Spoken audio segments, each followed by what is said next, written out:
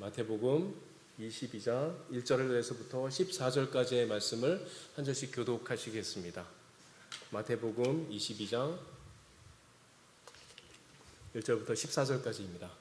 예수께서 다시 비유로 대답하여 이르시되 종같이 자기 아들을 위하여 혼인잔치를 베푼 어떤 임금과 같으니 그 종들을 보내어 그 청한 사람들을 혼인잔치에 오라 하였더니 오기를 싫어하거늘 다른 종들을 보내며 이르되 청한 사람들에게 이르기를 내가 오찬을 준비하되 나의 소와 살찐 짐승을 잡고 모든 것을 갖추었으니 혼인잔치에 오소서 하라 하였더라. 그들이 돌아보지 않고 한 사람은 자기 밭으로 한 사람은 자기 사업을 하러 가고 그 남은 자들은 종들을 잡아 모욕하고 죽이니 임금이 노하여 군대를 보내어 그 살인한 자들을 진멸하고 그 동네를 불사르고 이에 종들에게 이르되 혼인잔치는 준비되었으나 청한 사람들은 합당하지 아니하니 내 거리 길에 가서 사람을 만나는 대로 혼인잔치에 청하여 오라 한대 종들이 길에 나가 악한 자나 선한 자나 만나는 대로 데려오니 혼인잔치에 손님이 가득한지라 임금이 손님들을 보러 들어올새 거기서 예복을 입지 않은 한 사람을 보고 이르되 친구여 어찌하여 예복을 입지 않고 여기 들어왔느냐 하니 그가 아무 말도 못하거늘 임금이 사관들에게 말하되 그 손발을 묶어 바깥 어두운 데에 내던지라 거기서 슬피 울며 이를 갈게 되리라 하시니라. 청함을 받은 자는 많되 택함을 받은 자는 적으니라. 아멘. 예수님께서 예루살렘에 입성할 때 세 가지 일이 있었습니다. 첫째는 군중들이 호산나 다윗의 자손이여 하면서 예수님을 환영하고 또 하나님을 찬양했죠. 두 번째는 성전을 정화하신 일이 있었습니다. 예수님께서 성전에 올라가셨더니 물건 파는 자들과 환전하는 자들이 있었습니다. 이들의 매매하는 것을 뒤집어 엎으시고 이들을 책망하시면서 내 집은 기도하는 집이라 일컬음을 받을 텐데 너희들이 강도의 소굴로 만들었다 하면서 심하게 이 사람들을 책망하는 일이 있었습니다. 그리고 세 번째로 성전에서 가르치실 때 어떤 자들이 와서 시비 거는 내용입니다. 예수님께서 성전에서 성경을 풀어 가르치시니까 제사장들과 장로들이 와서 내가 무슨 권세로 이 일을 행하느냐 하고 따져 물었습니다. 그러자 예수님께서 이렇게 대답하십니다. 요한의 세대가 어디로부터냐?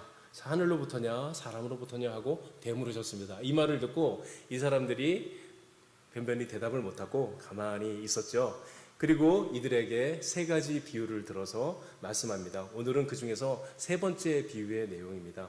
어떤 임금이 자기 아들의 혼인을 위해서 종들을 청한 사람들에게 보냅니다. 청한 사람들은 혼인잔치에 오라 하였더니 이상하게도 오기를 싫어합니다. 그런데 다른 종들을 다시 보냅니다. 오찬도 준비하고 음식도 많이 준비하고 소도 잡아놨으니 이제 오시죠. 그랬더니 이 사람들도 거절합니다. 그냥 거절하는 것이 아니라 그들은 돌아보지 않고 한 사람은 자기 밭으로 가고 한 사람은 또 사업하러 가버렸습니다. 더 이상한 일이 6절에 있죠. 그 남은 자들은 종들을 잡아 모욕하고 죽이니 그냥 혼인잔치에 안 가면 될 텐데 왜 잡아서 죽이고 괴롭혔을까요? 그렇죠? 이 비유가 그렇기 때문에 언뜻 이해가 잘 가지 않습니다. 어떻게 임금이 왕자의 혼인잔치에 결혼식에 오라고 청했는데 이런 일을 할 수가 있었을까요? 어떻게 종들을 죽이는 일이 있을 수 있을까요? 그런데 이 일은 인류의 역사와 그리고 이스라엘 역사 내내 있어 왔습니다. 마태복음 23장 29절에서 36절을 제가 읽어보겠습니다. 마태복음 23장 29절에서 36절입니다. 화 있을진저 외식하는 서기관들과 바리새인들이여 너희는 선지자들의 무덤을 만들고 의인들의 비석을 꾸미며 이르되 만일 우리가 조상 때에 있었더라면 우리는 그들의 선지자의 피를 흘리는데 참여하지 아니하였으리라 하니 그러면 너희가 선지자를 죽인 자의 자손임을 스스로 증명하미로다. 너희가 너희 조상의 분량을 채우라. 뱀들아 독사의 새끼들아 너희가 어떻게 지옥 판결을 면하겠느냐 피하겠느냐. 그러므로 내가 너희에게 선지자들과 지혜 있는 자들과 서기관들을 보내매 너희가 그 중에 더러는 죽이거나 십자가에 못 박고 더러는 너희 회당에서 채찍질하고 이 동네에서 저 동네로 따라다니며 박해하리라. 그러므로 의인 아벨의 피로부터 성전과 제단 사이에서 너희가 죽인 바레아가의 아들 샤가라의 피까지 땅 위에서 흘린 의로운 피가 다 너희에게로 돌아가리라. 내가 진실로 너희에게 이르노니 이것이 다 이 세대에 돌아가리라. 주일 오후 예배 때 제가 아담과 하와의 타락에 대해서 말씀을 드렸었습니다. 우리 시조 아담과 하와가 뱀의 유혹을 받아서 선악을 알게 하는 나무의 열매를 먹고 범죄하게 되죠. 죄를 짓고 나니 너무나 끔찍했습니다. 아담과 하와는 기쁨의 동산이라고 불리는 에덴 동산에서 환희 속에 살다가 한순간에 나락으로 떨어지고 말았죠. 기쁨의 근원이었던 하나님은 두려움과 공포의 대상으로 변하고, 사랑하는 아내는 원망의 대상으로 변하고, 일평생 땀을 흘리고 수고해야지 간신히 밥을 먹고 살아가는 비참한 처지가 되었습니다. 더 중요한 것은 마음속에 죄를 사랑하는 열망을 갖게 되었죠. 이 때문에 멈추지 않고 쉬지 않고 죄를 지을 수밖에 없는 종이 되고, 죄의 종이 되고 말았습니다. 아담과 하와는 죄를 지은 적이 없는 상태로 있다가 죄인으로 떨어졌기 때문에 그 고통이 얼마나 컸을지 우리는 잘 상상이 안 갑니다. 날마다 고통 가운데 자신들이 행한 일, 하나님과의 약속을 어긴 일을 후회하면서 괴로운 날들을 보냈을 것입니다. 하나님께서 이 사람들을 징계하고 만 것이 아니라 하나님께서 징계와 함께 복음을 주셨죠. 여자의 후손이 뱀의 머리를 상하게 할 것이다. 아담과 하와에게 주신 하나님의 이 약속을 믿고 아담과 하와는 기다리면서 살았습니다. 잘은 모르지만 여자의 후손인 아이가 태어나면 이 문제를 해결할 거다, 이렇게 생각할지도 모르겠어요. 아이가 태어나면 사탄을 없애고 우리를 이렇게 괴롭게 하는 죄의 문제를 해결할지 모른다는 소망을 가지고 아담과 하와는 살았습니다. 드디어 하와가 아들을 낳았지요. 이름을 가인이라고 지었습니다. 얻었다. 드디어 기다리던 아들을 얻었다. 얼마나 기쁘고 행복했을까요? 아들을 얻고 기다렸습니다. 그런데 아이가 자라나는데 이상하죠? 기도했던 것과는 다르게 하나님을 믿지 않는 아이가 자라났습니다. 하나님의 사람이 아니었습니다. 그는 믿음으로 사는 사람이 아니었고, 하나님을 진심으로 믿지도 않았고, 하나님을 진심으로 경배하지도 않는 사람이었습니다. 아담과 하와는 또 다른 아이를 기다렸습니다. 가인에게서 얼마나 실망했으면 다음에 태어난 아이의 이름을 아벨이라고 했습니다. 아벨은 물거품이라는 뜻입니다. 아이를 낳는데 낳는 아이들마다 자신들이 생각하는 아이의 모습과는 다른 아이들이 태어났죠. 그래서 실망한 가운데 우리가 허송세월 보냈다, 우리가 기다린 세월들이 전부 다 물거품 같았다 하면서 물거품 아벨이라는 이름을 지어지게 되었습니다. 다행히 아벨은 하나님의 사람이었습니다. 믿음의 사람이었고 하나님을 경배하기를 기뻐하는 사람이었죠. 아담과 하와는 얼마나 기대를 했을까요? 드디어 아벨이 여자의 후손일지도 모른다. 만약에 여자의 후손이라면 이 죄의 문제를 해결할 것이고 사탄의 문제를 해결할 것이다 하는 소망을 가졌을지 모르겠습니다. 세월이 흘러가서 가인과 아벨이 하나님께 제사를 지내게 되었죠. 그런데 아벨의 제사는 받으셨는데 가인의 제사는 받지 않았습니다. 가인은 너무나 불쾌했어요. 자기는 하나님을 진심으로 경배하지도 않으면서 왜 화가 났을까요? 아벨이 너무 미웠습니다. 너무 화나고 참을 수가 없어서 아벨을 쳐서 죽이고 말지요. 의인 아벨이 피를 흘린 것입니다. 이때부터 악인이 의인을 핍박하는 역사가 시작됩니다. 그래서 후대 사람들이 하나님을 믿지 않고 살아가는 사람들을 가인을 닮았다 그래서 카이니즘 이렇게 얘기를 해요. 그러니까 하나님이 없다 하고 생각하고 살아가는 사람들은 전부 다 가인의 동생들이에요. 가인처럼 살아가고 있는 사람들인 것입니다. 가인은 하나님을 대적하는 사람의 대표자가 되었습니다. 물론 가인 뒤에는 사탄의 역사가 있습니다. 사탄도 너무 괴로웠어요. 여자의 후손이 태어나면 언제일지 모르지만 여자의 후손이 나타나면 내 머리를 밟을 것이라 그랬는데 이 아이가 그 아이인가? 이 사람이 그 사람인가? 믿음이 좋은 자가 나타나면 옆에 찾아가서 핍박하고 괴롭히고 죽이려는 계획을 가지고 있었습니다. 이때부터 의인은 끊임없이 핍박받는 인생을 살 수밖에 없었습니다. 인류의 역사는 악인에게 의인이 핍박받고 괴롭힘을 당하는 역사였습니다. 이후로 노아가 태어났죠. 노아는 당대의 의인이었습니다. 그 당시의 사람들로부터 박해를 받으며 방주를 만들었습니다. 그리고 하나님께서 물로 온 세상을 심판하시고 나서 노아로부터 다시 새로운 역사를 시작하게 되었습니다. 노아의 자손 중에 셈과 함과 야벳 중에서 그런데 함은 가인의 정신을 이어받은 사람이었습니다. 가인처럼 하나님을 경배하지 않고 가인처럼 믿음이 없는 사람으로 사는 사람이었죠. 이후로 다시 가인의 정신을 본받은 사람들이 온 세상에 가득하게 되었습니다. 그 중에서 한 사람, 아브라함을 하나님께서 불러내셔서 하나님의 사람으로 삼아주시고 그를 하나님의 나라의 백성으로 계속해서 인도해 넣어 가십니다. 하나님께서 아브라함을 불러내셨을 때 아브라함이 하란 쪽으로 강을 건너갔다 왔다 해서 이 아브라함의 별명이 히브리입니다. 히브리인이란 말이 강을 건넌 자라는 의미거든요. 그래서 나중에 아브라함과 같은 믿음을 가진 사람들을 헤브라이즘이라고 부릅니다. 그러니까 카이니즘과 헤브라이즘이 계속 충돌을 하는 역사가 이어져 가게 되었죠. 이 믿음의 정신을 따라 하나님께서 모세에게 계명, 율법을 주셨는데 이스라엘 지도자들은 이 계명, 말씀의 의미를 제대로 이해하지 못하고 자신들이 믿고 싶은 대로 믿었죠. 그래서 어떻게 됐어요? 하나님께서 보내주신 참된 선지자들을 잡아 죽이고 박해하는 일들을 이스라엘 백성들이 계속해왔습니다. 그리고 아담 때부터 기다리고 기다리던 메시아, 여자의 우선 예수 그리스도께서 오셨는데도 이 자들은 그를 십자가에 못 박아 죽게 했습니다. 오늘날도 마찬가지입니다. 인류의 역사는 악인이 의인을 핍박하는 역사입니다. 주께서 주 앞에서 경건하게 살고자 하는 자는 반드시 고난과 핍박을 받으면서 살 수밖에 없습니다. 주 앞에서 나는 신앙생활을 대충 할 거야 하고 마음 먹고 살아가는 사람에게는 아무런 핍박이 없습니다. 세상도 그런 사람을 알아보고 핍박하거나 방해하지 않죠. 그렇죠? 그러나 주 앞에서 온전히 경건하게 살고자 하는 사람은 항상 핍박이 따르기 마련입니다. 그렇기 때문에 교회는 항상 세상과 악한 영들로부터 공격을 받을 수가 없는 것이죠. 복음을 올바로 전하는 교회를 세상과 악마가 내버려 두지 않기 때문입니다. 예수님께서 말씀하신 대로 이들은 왕의 종들을 죽인 자들입니다. 그들은 하나님께서 보낸 선지자들을 잡아 죽였고 그리고 이제 예수님을 죽이려고 모의하고 있었습니다. 이 사람들은 왜 이랬을까요? 요한일서 3장 12절에서 이 사람들이 왜 이렇게 하는지 설명하고 있습니다. 요한일서 3장 12절입니다.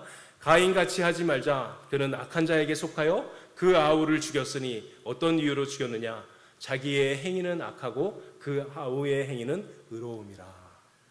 이들은 혼인잔치를 계속해서 거절합니다. 이들은 혼인잔치를 매우 싫어했습니다. 왜 싫어했을까요?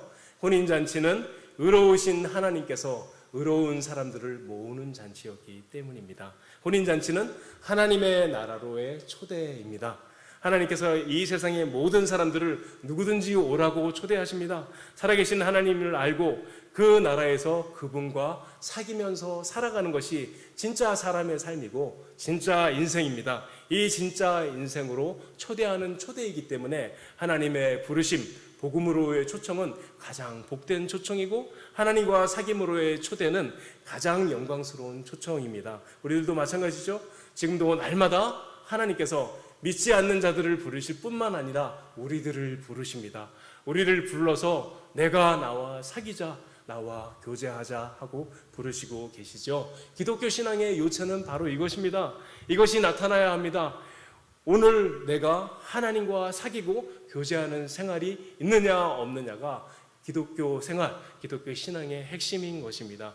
그분의 말씀대로 하나님과 사귀면서 그분의 말씀대로 살고 있냐가 결국은 신앙의 내용입니다. 유대인의 지도자들은 그렇게 하지 못했어요. 바리새인들과 제사장들은 그렇지 못하겠죠. 이것이 없었어요. 껍데기만 들고 서서 내용이 없는 신앙생활을 하고 있었습니다. 그렇기 때문에 그들을 망한 것입니다. 우리들도 이스라엘의 멸망을 명심해야 합니다. 그들이 망한 것은 진리가 없어서도 아니고 목사가 없어서도 아닙니다. 우리가 항상 생각해야 될 것은 지금 하나님께서 나를 어떻게 보시는가입니다. 지금 내 앞에 계신 하나님께서 나를 어떻게 생각하시고 어떻게 보시고 판단하고 계신가? 이 앞에 우리가 늘 서야 합니다. 날마다 이것을 생각하고 이 앞에 서는 것이 가장 중요합니다. 그래야지 이스라엘의 실패에 빠지지 않고 우리의 수많은 신앙의 선배들이 실패한 그 신앙의 설패에 빠지지 않습니다. 지금 하나님께서 나를 어떻게 바라보시는가? 내가 지금 하나님과 교제하고 있는가? 하나님은 나를 어떻게 판단하고 계신가? 이걸 다른 말로 뭐라고 얘기해요? 코람데오라고 말하죠. 과거에 내가 무엇을 잘한 것은 아무런 의미가 없습니다. 내일 잘할 거라고 생각하는 것도 망상에 불과합니다. 지금 이 순간에, 지금 내가 서 있는 이 자리, 내가 앉아 있는 이 자리에 내 앞에 계신 하나님께서는 나를 뭐라고 하시는가? 나의 생각과 말과 행동을 뭐라고 하시는가? 지금 예배드리는 이 자리에서 내 앞에 계신 하나님을 과연 나를 뭐라고 평가하시는가? 이 질문 앞에 서야 합니다. 이 질문 앞에 날마다 서야지 올바른 신앙생활을 할 수가 있는 것입니다. 늘 실패해도 다시 새날이 밝으면 이 질문 앞에 자신을 세우는 사람이 결국은 승리하는 신앙생활, 결국은 주께서 기뻐하시는 신앙생활의 방향으로 걸어갈 수가 있는 것입니다. 임금은 종들을 죽인 자들에게 군대를 보내서 진멸합니다. 7절입니다. 임금이 노하여 군대를 보내어 그 살인한 자들을 진멸하고 그 동네를 불사르고. 이 일은 예수님께서 이 말씀을 하시고 나서 40년 뒤에 그대로 실행되게 됩니다. 로마 군대가 몰려와서 예루살렘을 멸망시키죠. 누가복음 13장 2절에서 이렇게 말씀합니다.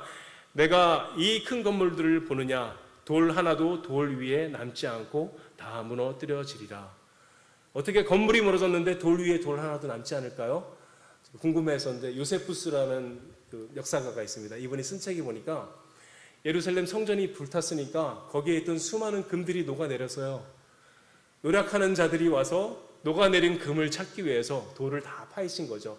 그러니까 돌이 위에 있으면 돌을 내리고 흘러내린 금을 찾느냐고 성전이 예수님께서 말씀하신 그대로 돌 위에 돌 하나도 남지 않게 다 허물어지고 말았던 것입니다.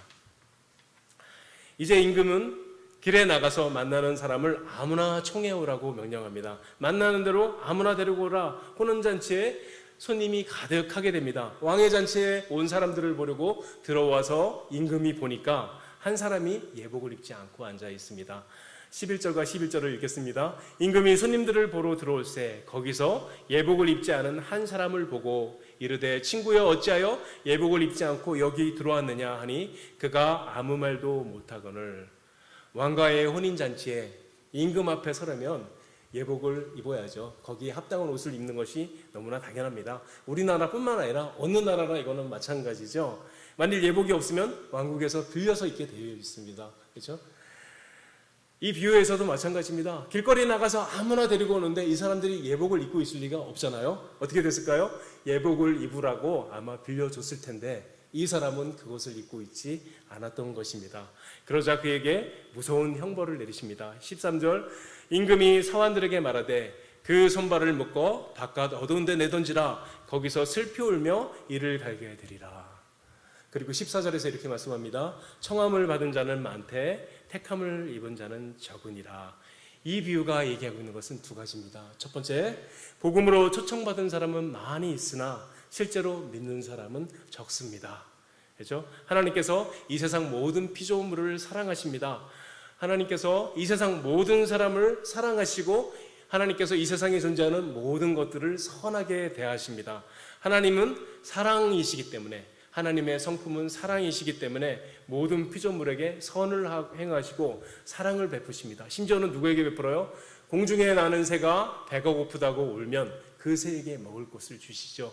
들짐승이 고통스러워하면 그 들짐승을 살게 해주시는 분도 하나님입니다. 심지어는 생명이 없는 하늘과 땅과 바다와 산도 하나님께서 붙들어 주시고 보존해 주시죠. 왜 그러냐면 하나님이 선하시기 때문에, 하나님이 사랑이시기 때문입니다. 그렇다면 사람은 더 말할 것도 없습니다. 날마다 하나님의 사랑이 온 인류 만민들에게 부어지고 있습니다. 하나님께서는 모든 사람이 구원받으며 모든 사람이 진리를 아는 데 이르기를 원하십니다. 그래서 하나님께서는 지금도 동서남북 세계 방방곡곡 수많은 사람들에게 복음을 증거하게 하시고 그들이 예수 그리스도를 믿고 하나님께로 돌아오시게 하게 하시려고 복음으로 부르십니다. 하나님은 모든 사람에게 선을 행하기를 기뻐하시며 하나님께서는 모든 사람이 하나님의 사랑을 받아들이시기를 기뻐하십니다. 아멘. 그런데 그렇다면 우리는 더더욱이 하나님께 감사해야 합니다. 왜냐하면 하나님께서 모든 사람을 부르시고 모든 사람에게 사랑을 주시지만 구원하시는 사랑은 택자에게만 주시기 때문입니다. 지금도 수많은 사람들이 복음을 듣지만 거절합니다. 하나님의 호의를 거절하고 하나님의 사랑을 무시합니다. 우리들도 마찬가지였죠. 하나님께서 복음을 증거해 줄 때 우리 중에 많은 사람들이 첫 번에 믿은 것이 아니라 시간이 지나고 시간이 지나서 하나님의 말씀을 거절하고 부인하고 거절하다가 하나님을 믿게 되었습니다. 하나님께서는 우리가 거절할 때 우리를 거절하지 않으시고 또 찾아오시고 또 찾아오시고 또 부르시고 또 부르셔서 결국은 우리의 영혼이 녹아내리게 해주시고 결국은 우리의 마음이 부드럽게 해주셔서 예수 그리스도를 믿고 하나님의 백성이 되게 해주셨습니다. 그래서 우리는 하나님의 초대에 응답할 수 있게 되었습니다. 왜 그렇게 우리를 복음으로 초대했을까요? 왜 우리는 그 복음에 응답했을까요?